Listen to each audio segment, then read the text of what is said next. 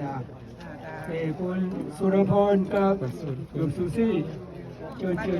โอเคตรงกลางฮะโอเคเชิญโอเคค่ะ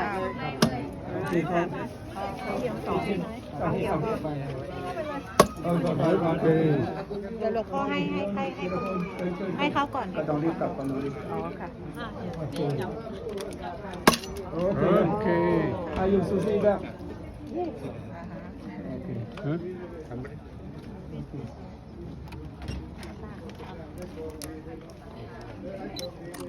โอ้รู้ค่ะค่อยระวัง โอเคแค่